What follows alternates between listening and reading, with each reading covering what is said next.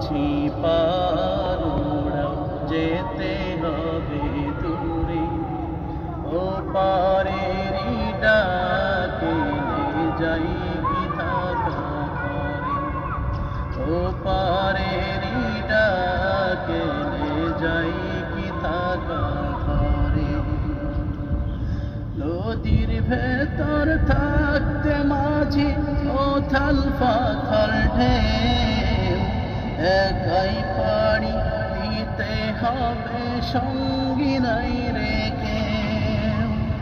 তুমি শক্ত হাতে ধরো বৈঠা, শক্ত হাতে ধরো বৈঠা,